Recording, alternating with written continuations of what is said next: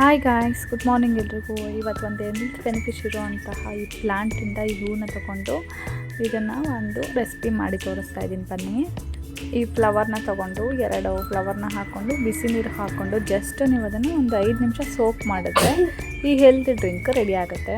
ಅದಕ್ಕೆ 1 table spoon ಜೇನುತುಪ್ಪ ತೊಗೊಂಡು ನೀವು ಅದನ್ನು ಮಿಕ್ಸ್ ಮಾಡಿಕೊಂಡು ಕುಡಿಯೋದ್ರಿಂದ ತುಂಬ ಹೆಲ್ತ್ ಬೆನಿಫಿಟ್ಸ್ ಇದೆ ಗಾಯ್ಸ್. ಏನಂತ ನೋಡೋಣ ಬನ್ನಿ.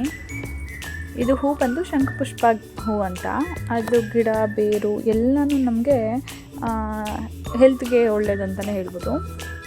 ಏನಂದರೆ ಇದ್ರ ಬೇರಿದೆಯಲ್ಲ, ಇದನ್ನು ಡ್ರೈ ಮಾಡಿ ಬೇರು ಎಲೆ ಹೂ 3 ಡ್ರೈ ಮಾಡಿ ಪುಡಿ ಮಾಡಿಕೊಂಡು ಅದನ್ನು ಸೇವಿಸ್ತಾ ಬಂದರೆ ನಿಮಗೆ ಮೆದುಳಿಗೆ ಸಂಬಂಧಪಟ್ಟಿರೋ ಎಲ್ಲ ಕಾಯಿಲೆಗಳಿಗೂ ಒಳ್ಳೆಯದು. ಮತ್ತು ಜ್ಞಾಪಕ ಶಕ್ತಿ ಹೆಚ್ಚಿಸುತ್ತೆ ನಿಮಗೆ.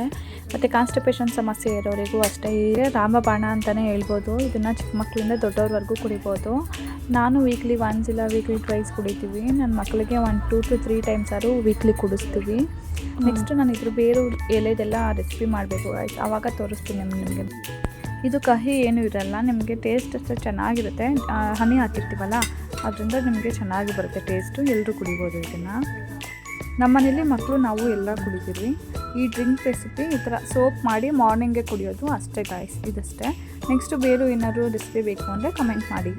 ಇದನ್ನು ಡೈಲಿ ಕುಡಿಯೋದ್ರಿಂದ ನಿಮಗೆ ಹೆಲ್ತಿಗೆ ಎಲ್ಲ ಒಂದು ಸ್ಕಿನ್ನಿಗೆ ಎಲ್ಲದಕ್ಕೂ ಒಳ್ಳೆ ಬೆನಿಫಿಟ್ಸ್ ಇದೆ ಗಾಯ್ಸ್. ಇದರಿಂದ ಇನ್ನೂ ಜಾಸ್ತಿ ಬೇಕು ಅಂದರೆ ಇದು ಶಾರ್ಟಲ್ಲಿ ಮಾಡ್ತಾಯಿದ್ದೀನಿ ನಾನು. ನೆಕ್ಸ್ಟ್ ಕಮೆಂಟ್ ಮಾಡಿ, ಇನ್ನೂ ಬ್ರಾಡಾಗಿ ಇದ್ರ ಬಗ್ಗೆ ಹೇಳೋದಕ್ಕೆ ಟ್ರೈ ಮಾಡ್ತೀನಿ. Okay guys, until then please keep watching my YouTube channel.